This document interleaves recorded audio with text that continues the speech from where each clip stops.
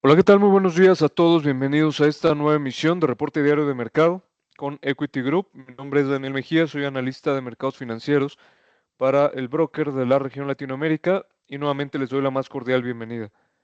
Como siempre, comentar que el presente material y presentación es solo para fines informativos y educativos y no debe considerarse como un consejo de inversión, eh, estrategia a implementar, señales de trading ni nada por el estilo y que los productos ofertados por Equity Group, denominados contratos por diferencia, son instrumentos derivados que son considerados de alto riesgo debido a que usan un alto o considerable apalancamiento. Por lo tanto, para poder utilizarlos hay que tener una conciencia plena de cómo funcionan, así como de un conocimiento de mercado y de trading considerable para poder hacer una gestión razonable y asertiva. ¿Vale? Vamos a empezar con lo que sería el tema de hoy. Obviamente vamos a hablar de la decisión de política monetaria en Estados Unidos y solo hacer un pequeño balance, ya que en los últimos días pues hemos estado un poco ausentes dentro de estas emisiones, simplemente para que tengamos bien claro un ligero resumen de lo que ha pasado en la semana, ¿no? Desde el factor macroeconómico, tenemos principalmente las decisiones de política monetaria, que es como lo que más destaca esta semana. El día martes en Japón se decidió mantener los tipos de interés de referencia sin cambios en el 0.5% y obviamente pesa mucho lo que sería esta incertidumbre, ¿no? Sobre todo desde el tema de aranceles, que prácticamente el golpe más fuerte que se podría esperar a nivel global es el 2 de abril, ¿no? Si Estados Unidos impone aranceles recíprocos a todos los países del mundo, sin excepciones, esto sería para todas las importaciones, ¿verdad? Como su nombre lo dice, en reciprocidad, países que tengan aranceles para con los productos exportados de Estados Unidos, pues sería simplemente una contraparte en cuanto a la decisión comercial. Entonces, bajo esta incertidumbre, diversos bancos centrales están decidiendo mantener sus tipos de interés de referencia sin cambios, porque al final, pues, esta información va a dar un tanto información más clara de cuál podría ser el impacto en cuanto a inflación y en cuanto a crecimiento económico, que incluso la Reserva Federal, hoy lo vamos a revisar, ya hizo algunas estimaciones, ¿no? Vamos a ver tanto las proyecciones promedio y de la mediana, así como las distribuciones de las próximas decisiones para ver qué tanto el consenso de la Junta de Gobierno de la Fed pues está considerando ya movimientos eh, específicos, ¿no? Ahorita lo vamos a revisar. Entonces, Japón mantiene sus tipos de interés de referencia el martes sin cambios. El miércoles, o el día de ayer, la Fed decide también mantener sus tipos de interés de referencia sin cambios en el 4.5%. Y el día de hoy, el Banco de Inglaterra, por la mañana, o por nuestra mañana por lo menos, decidió mantener también los tipos de interés de referencia en el 4.5%, nivel muy similar, ¿no? Aquí destacar que lo que es la libra esterlina, parte de su apreciación o mejor desempeño para con el dólar, pues tiene mucho que ver con que la política monetaria ha sido y muy similar en cuanto a lo restrictivo, están prácticamente en los mismos niveles y esto ha ayudado mucho a lo que es el Banco de Inglaterra, ¿no? Para todo este cúmulo de oferta de deuda soberana que constantemente pues genera una mayor demanda de divisas y esto ha ayudado mucho a la paridad, ¿no? En el caso del yen japonés, pues al no haber un tema claro, ¿no? Hay una ligera depreciación, no hay una apreciación contundente que pueda romper a la baja el soporte de los 146 yenes por dólar, y tampoco los argumentos pues son muy contundentes para que el yen genere más valor y lo que está haciendo en este momento es lo que podría ser una probable zona de lateralidad, ¿no? Por lo menos hasta el 2 de abril, donde, repito, podríamos tener más información desde el factor de mercado. Eh, y también tendríamos, bueno, el índice dólar, ¿verdad? Con esta también no habla mucho, no es contundente. Jerome Powell, vamos a hablar un poquito de sus comentarios, pero al final no es contundente. Se habla de dos disminuciones pensadas en los tipos de interés de referencia de 25 puntos básicos cada una durante este año, ¿no? Y el mercado está esperando tres, ¿no? Entonces, al final sí menciona que están pensando disminuir los tipos, pero también enfatizan a que los datos van a ser los que dirijan sus decisiones, ¿no? Entonces, esta visión de dos disminuciones puede cambiar, así como puede aumentar, también puede disminuir, y eso va a depender mucho de los datos, ¿no? Y sobre todo de tener más claro este tema de guerra o inicios de guerra comercial. También genera un ligero rango de lateralidad el índice dólar, muy cercano a los 103 puntos, que de hecho es un nivel de soporte importante dentro de su estructura, y pues considerando que es un nivel de soporte importante, un nivel de retroceso en 61.8 de Fibonacci importante, y también que viene de un impulso bastante considerable, pues se abre la probabilidad de algunas apreciaciones en el dólar, por lo menos o considerando si rompe esta resistencia de corto plazo de 104 puntos aproximadamente, sería esa condicional para que pudiéramos hablar de un nivel un nivel de apreciación a los 105 puntos aproximadamente, pero depende eso mucho pues del contexto, ¿no? Que hay mucha incertidumbre, las lateralidades generalmente es lo que muestran en los mercados, momentos de incertidumbre, y así como también puede subir el escenario a la baja sería pues buscar el soporte, ¿no? Y que se enrangue hacia los 103.3 puntos dentro del corto plazo, que es lo que estaba haciendo, ¿no? En todo este periodo.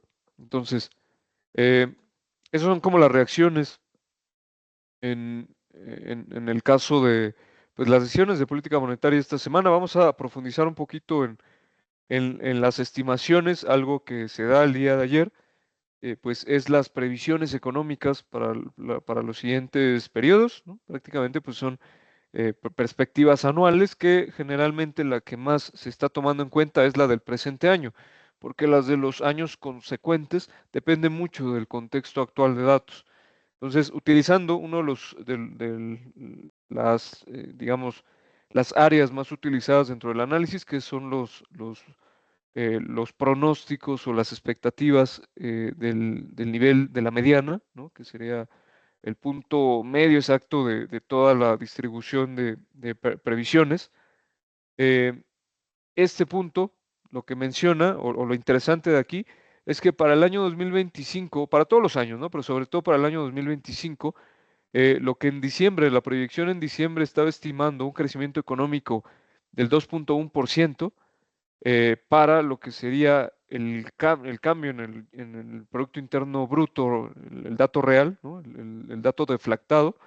Ahora la estimación, perdón, la estimación es una disminución, ¿no? Ahora ya no se espera 2.1% para el PIB real, sino se espera un 1.7% para el PIB real para el consolidado del 2025, ¿no? Eh, entonces, ¿esto por qué es importante? Porque es una disminución. ¿Qué está viendo la Fed? Pues un impacto desde todo este tema de confrontación comercial, políticas comerciales, está viendo un impacto en la economía, y esto está viendo una previsión a la baja, o la consecuencia es una previsión en la economía de Estados Unidos a la baja, ¿vale? Y eso es importante porque obviamente ya desde la Fed pues está hablando, no hablan ellos obviamente de desaceleración ni mucho menos de recesión, porque ellos generalmente pues tienen que tener una perspectiva muy, digamos, muy tenue, ¿no? No agresiva, porque también ellos no buscan generar lo que es una crisis o lo que sería una visión muy drástica o muy radical, ¿no? Ellos siempre van a ser muy mesurados en sus previsiones, pero al final sí están mostrándonos que esperan un impacto económico a la baja en su economía, y aquí lo podemos ver, ¿no? En la previsión de la mediana, ¿no? En este caso, la tasa de desempleo esperan un movimiento muy pequeño, pero al final esperan un movimiento al alza para el 2025 del 4.3% al 4.4%, ¿vale? O más bien, de lo que era la proyección, perdón, de diciembre, que era del 4.3%, esperan ahora un dato de desempleo, de tasa de desempleo, hacia el 4.4%. Me voy a apoyar de varias fuentes. Esto que estamos viendo es la página oficial de la Reserva Federal, del gobierno. Obviamente también usamos TradingView y me voy a apoyar con Trading Economics para ver lo que sería el dato actual, ¿no? Para comparar un poquito, contrastar estos niveles. Actualmente la tasa de desempleo en Estados Unidos está en el 4,1%. ¿Qué quiere decir esto? Que esperan un incremento en la tasa de desempleo para este año del 4,1% al 4,4%, ¿vale? Y aunque no es, digamos, ya en el histórico, no se trata de un nivel sumamente elevado. Vamos a ponerlo por acá al máximo, o a los últimos 10 años por lo menos. Vamos a poner 3 años, 5 años. Los últimos 5 años sí sería un movimiento comparativamente, pues, un movimiento elevado, ¿no? Porque hay que entender, para los que nos están viendo y no están muy acostumbrados a lo que son indicadores económicos, un movimiento, aunque sea pequeño, en estos indicadores, tanto el dato de Producto Interno Bruto, el dato de inflación o el dato de desempleo, la tasa de desempleo, aunque sea un movimiento pequeño de 0,3, 0,4, 0,1 puntos porcentuales, estamos hablando de que es en la economía real es una sensibilidad muy fuerte, ¿no? Esos movimientos, variaciones, aunque se perciban pequeñas, tienen un impacto considerable en la economía de un país. Y para hacer una ejemplificación, por ejemplo, en la inflación, vemos que, por ejemplo, en la zona euro, ¿no? Vamos a poner por acá o vamos a poner Suiza, uno de los países de Europa, que es uno de los más importantes, en donde su tasa de inflación, como podemos ver por aquí, vamos a poner los últimos 10 años, ¿no? Su tasa de inflación, pues es baja, ¿no? Su nivel de control inflacionario ha sido relativamente bueno y la tasa de inflación general actual pasó del 3,4 al 0,3%, ¿vale? Eh, ¿Por qué la inflación en estos países como son países de Europa, Reino Unido, bueno, de países de la zona euro, Reino Unido o Suiza en este caso, ¿por qué cuidan tanto la inflación? O Japón mismo, ¿no? Que se encuentra su inflación por ahí del 2,9%, el último dato que vi. Haciendo un paréntesis, ¿no? Solo para que tengamos conciencia de la sensibilidad de estos indicadores. Porque imagínense que países como estos, donde es muy caro vivir, sobre todo en Reino Unido y Suiza, por ejemplo, es muy caro vivir digamos, la, los gastos en rentas por vivienda, en hipotecas, en la comida, ¿no? Alimentos o productos de primera necesidad, etcétera. Cualquiera que viva por allá o que haya viajado a estos países se habrá dado cuenta que es muy costoso la vida en estos lugares, ¿no? Por lo tanto, un crecimiento en la inflación, si ya es costoso, imagínense que la tasa de inflación por ahí se encuentre del 10% o por encima del 10%. Eso haría, obviamente, un impacto en la economía muy fuerte, en donde prácticamente las personas ya no puedan vivir a ese incremento tan fuerte en los precios que ya de por sí son costosos comparativamente hablando con el mundo, ¿no? Entonces, esto nos da una idea de por qué, primero que nada, en países desarrollados como estos o Estados Unidos mismo, por qué cuidan tanto estas variaciones que pudieran ser pequeñas en la apreciación, pero realmente en la sensibilidad son muy agresivas, ¿no? ¿Por qué los cuidan tanto? Pues por este punto, ¿no? Porque ellos buscan una estabilidad en su economía que ya de por sí es costosa, lo que es el poder vivir en estos lugares o viajar incluso a estos lugares, y por lo tanto, pues buscan que el control de la inflación o de otros factores como la tasa de desempleo, etcétera, pues tengan también esa no variación tan agresiva, ¿vale? Entonces, espero que con esta ejemplificación o esto que les comento tenga algún sentido, ¿no? Para que ustedes puedan visualizar que, repito, en la imagen, ¿no? O en la primera apreciación, pareciera que estos cambios en las percepciones económicas son ligeramente bajos, pero realmente están hablando de una sensibilidad importante, ¿no? En el PCE, que es un dato que mide el consumo en Estados Unidos de América, uno de los que más sigue, también hay cambios en la proyección, pasa el dato general del 2,5% al 2,7% en las previsiones de diciembre a marzo, lo que es obviamente mayor consumo, que está muy correlacionado con la inflación, eh, por eso también es muy importante, y el Core PCE, que sería el dato de consumo, este indicador de consumo que excluye precios de energía y alimentos a valor mercado, también tiene un incremento para el 2025 del 2.5 al 2.8%.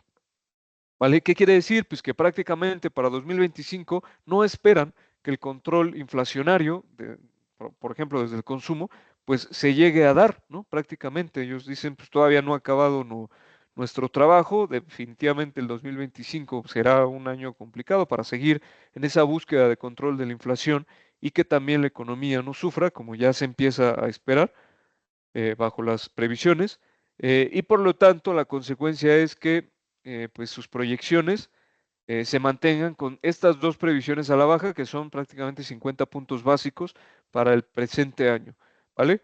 Entonces, vamos a ver las distribuciones, que sí son, están por acá. ¿Esto qué es? Pues prácticamente lo que cada uno de los puntos de este diagrama o estas pequeñas distribuciones o escala de puntos, lo que ven que por cada año, este primer área de puntos será el 2025, 2026 y así hacia el largo plazo, ¿no?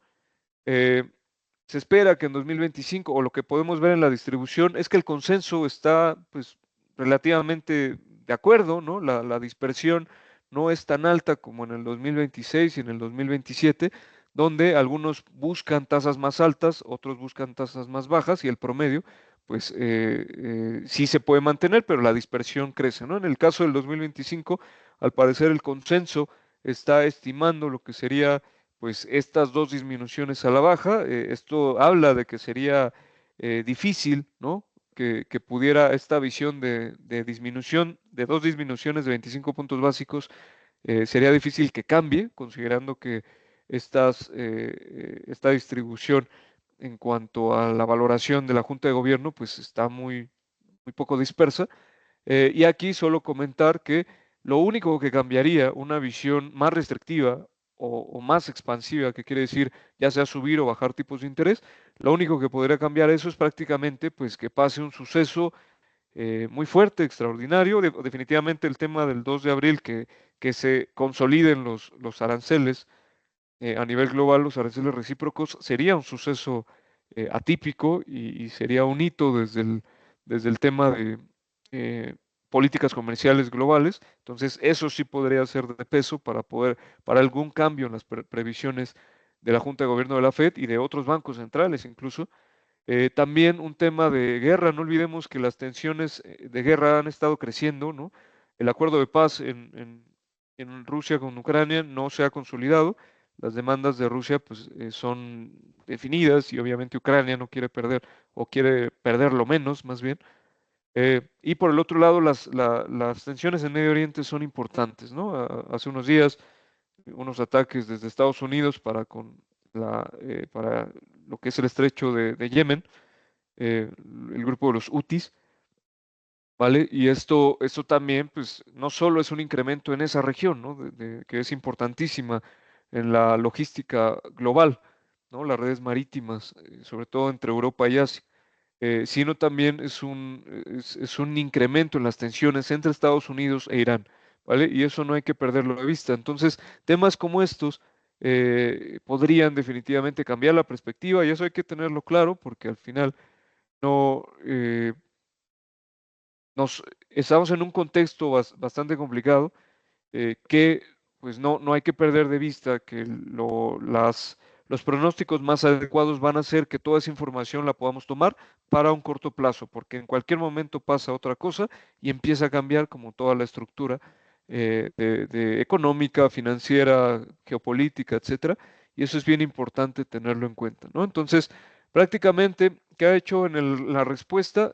Los índices de Estados Unidos tuvieron una ligera apreciación entre ayer y hoy, pero el día de hoy está nuevamente haciendo una ligera corrección del 0.15%, el Standard Poor's 500. Esta área de Fibonacci es un retroceso, pero dentro de un impulso bajista, que sería el más claro. en los últimos movimientos de los mercados de Estados Unidos y ni siquiera ha llegado a los 38 puntos o niveles de retroceso de Fibonacci, ¿no? Entonces, hay que tener, bueno, más bien vamos a ver cómo esos movimientos se han dado. El Dow Jones ha tratado de recuperar el soporte de los 41.900 puntos, pero pues le está costando el día de hoy, ¿no? Habría que esperar estos últimos, bueno, jueves y viernes para ver cómo se pueden cerrar estos niveles, que son importantes, ya los habíamos comentado, y el Nasdaq no ha podido recuperar la directriz alcista de los 19.970 puntos.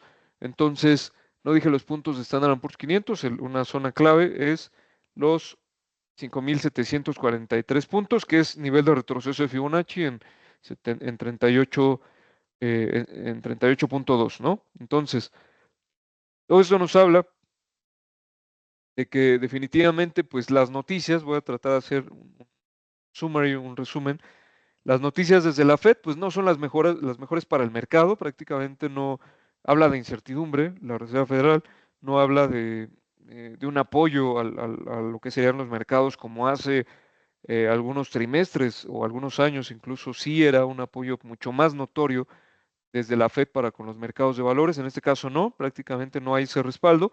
Obviamente no es positivo todos estos argumentos para los mercados de Estados Unidos y sobre todo los factores más duros o que pueden dar menores perspectivas a los mercados de Estados Unidos, pues son definitivamente las disminuciones en las previsiones económicas, ¿no? Sobre todo la disminución en el PIB real, ¿no? El GDP real, que definitivamente pues no es un dato positivo para el mercado, ¿vale? Entonces vemos aquí algún intento de recuperación, pero también con correcciones, en donde es más probable, por este contexto, eh, es que los impulsos o los movimientos a la baja o de no recuperación por lo menos, pues sean más probables.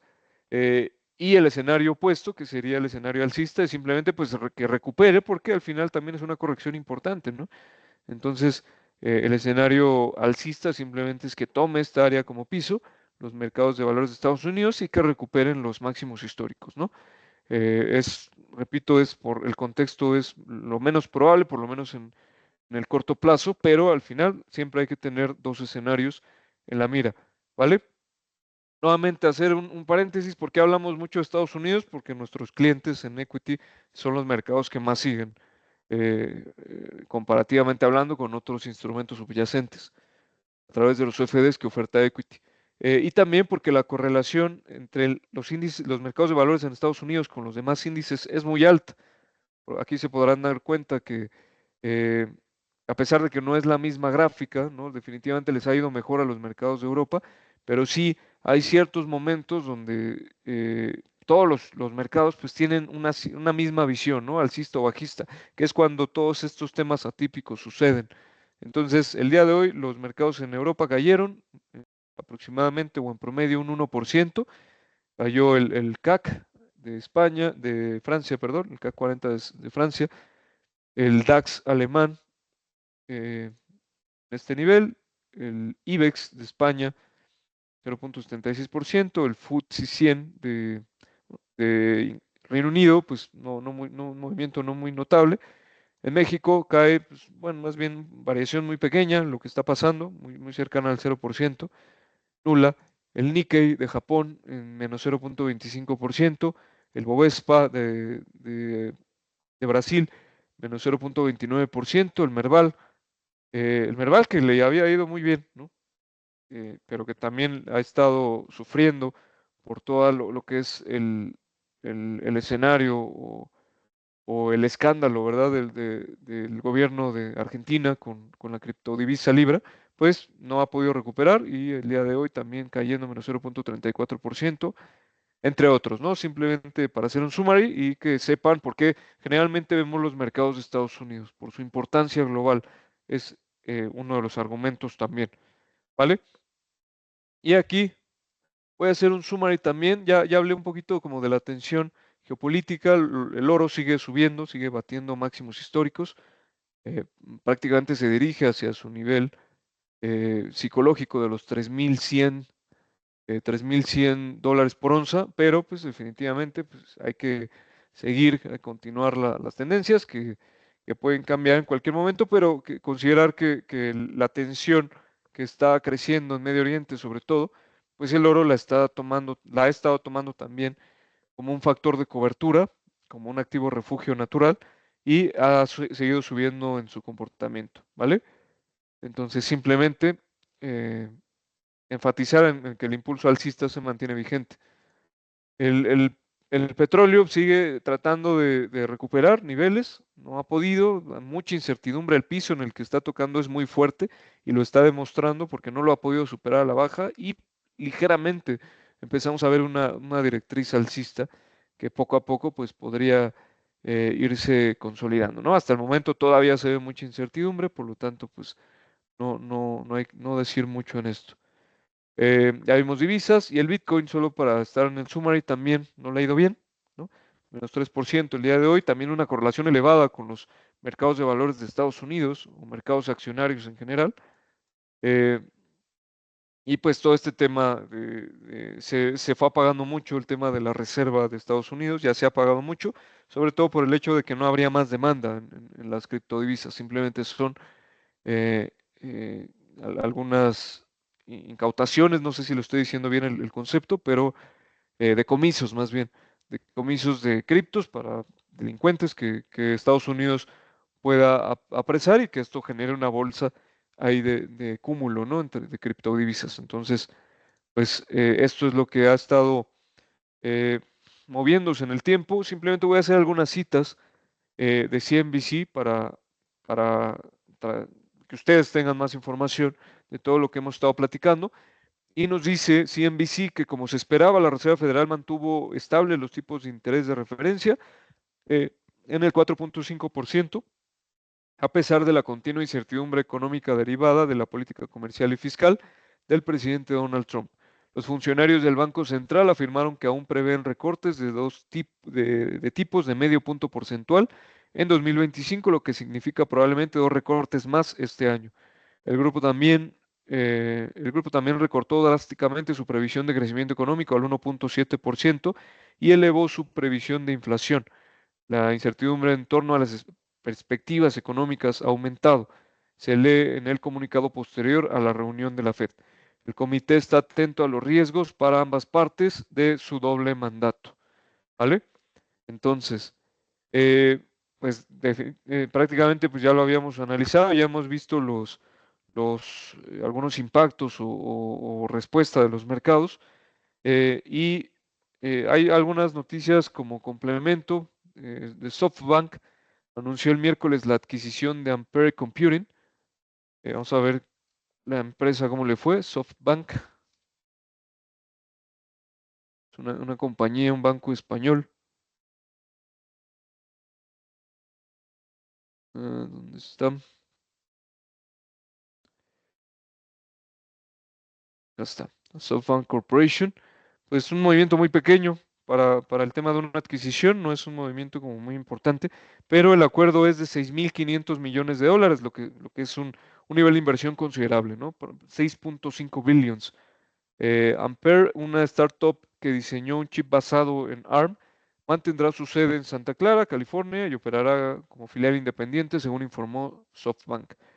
La adquisición es un esfuerzo de la infraestructura, mejorar la infraestructura de inteligencia artificial, y pues simplemente recordar que SoftBank es uno de los involucrados en el proyecto de Donald Trump, el presidente de Estados Unidos de América, denominado StartGate, que es un proyecto muy ambicioso de inversión en innovación, sobre todo en inteligencia artificial, que busca llevar a Estados Unidos al liderazgo global en este rubro, ¿no? De IA.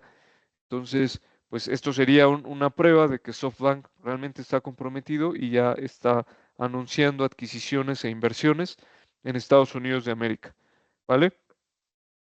Y Boeing, también no menos, no menos importante. Boeing Company, que es una de las compañías que producen pues, aviones, ¿no? Infraestructura de aviones a nivel global, no solo en Estados Unidos.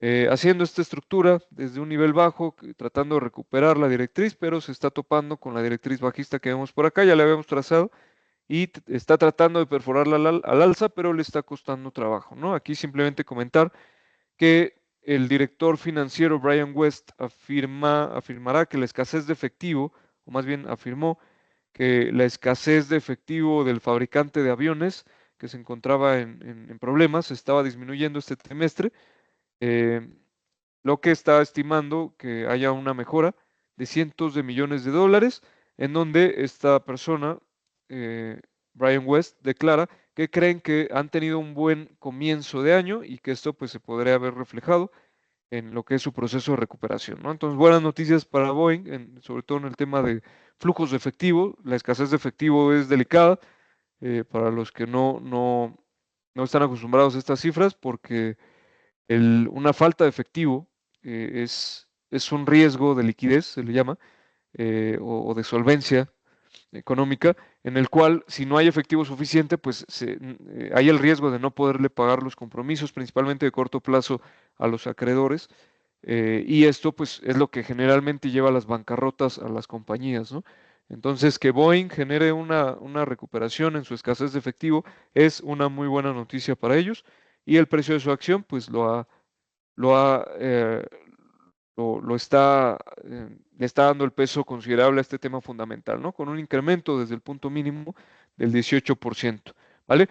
Listo. Entonces con esto estamos terminando, hemos llegado a nuestro tiempo estimado. Eh, les invitamos a nuestras redes sociales en YouTube y en Facebook como Equity Latam y en Instagram Equity SC Latam. Cualquier duda o comentario, estamos a sus órdenes y les agradecemos por su tiempo, ¿vale? Muchas gracias y que estén muy bien. Gracias.